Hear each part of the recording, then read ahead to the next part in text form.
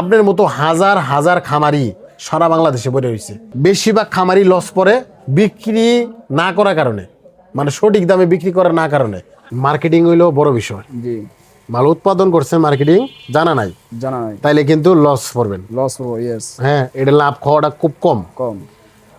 দেখেন বাংলাদেশে বাজারে বড় বড় যারা কোম্পানি ছিল, জি, তারা কিন্তু আগে মার্কেটিং করছে।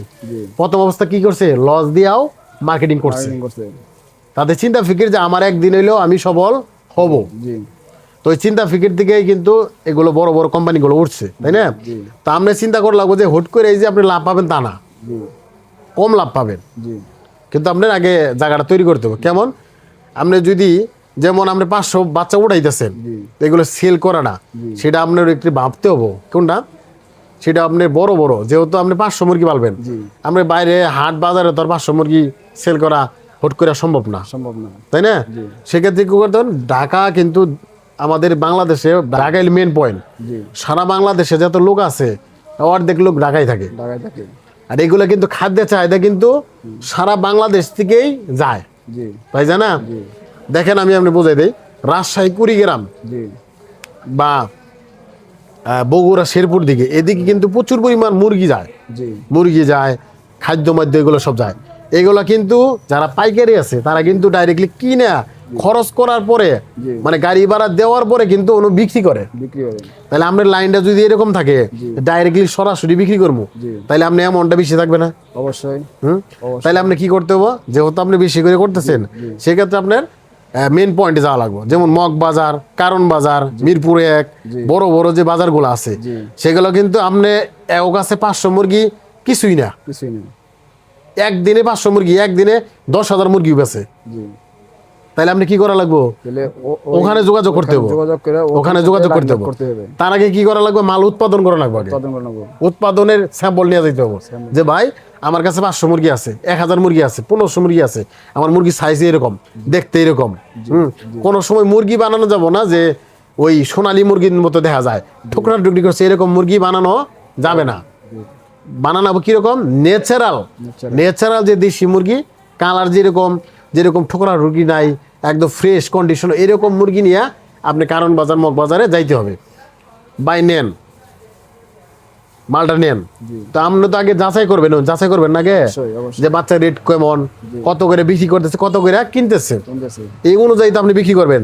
ওরা যদি একটা পাইকারি কাছ থেকে কিনে আনার পরে তারা যদি লাভ করতে পারে, আর যদি ডাইরেক্ট আপনি দেন, তারা কি ওরা নিবে না? অবশ্যই নিবে। তারা বেশি, তাদের সাথে এখানে রেট সবসময় কম থাকবে, রেট কম থাকবে না, আপনিও বেশি রেটে বেচা হবেন।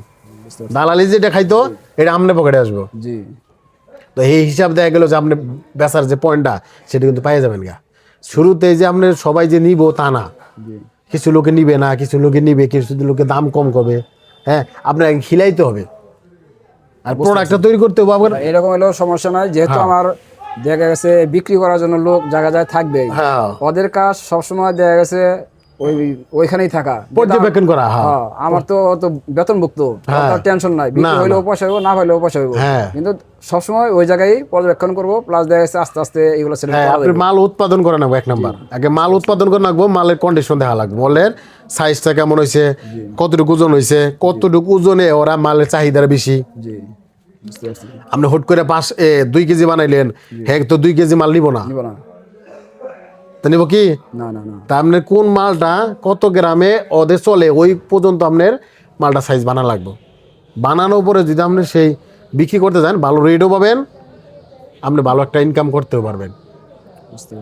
এটা হলো বিক্রির।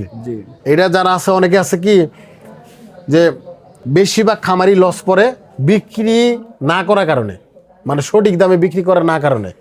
এইটাই আমি বলতেছি, আপনারা যারাই যে মুরগি করে না কেন, যারা বেশি আকারে করবেন তারা সরাসরি আপনার ঢাকার বাজারগুলো দেখবেন। আপনার মতো হাজার হাজার খামারি সারা বাংলাদেশে পড়ে রয়েছে, তারা কিন্তু এইভাবেই ব্যবসা করে, কিন্তু বলে না কেউই, এইভাবে বলবে না। কেন বলবে না? তাদের লাভ আপনি কেন বলবো? আপনার বাচ্চা দিব, ঠিকই আপনার বাচ্চা দিব, সবই দিব, বিক্রির চিন্তা ভাবনা তারা করবে না। আপনার বাইসে আছেন কি মরে আছেন কোনো সমস্যা নাই, ওটা চিন্তা করবো, ওদের কথা হইলে বাচ্চা বিক্রি করবো। ঠিক আছে ভাই, আপনি যেহেতু বড় খামার করবেন, অবশ্যই এগুলো বড় বড় বাজারগুলো দেখবেন, ইনশাল্লাহ সেখান থেকে ভালো রেটে বিক্রি করতে পারবেন, ভালো ইনকামও করতে পারবেন ইনশাল্লাহ।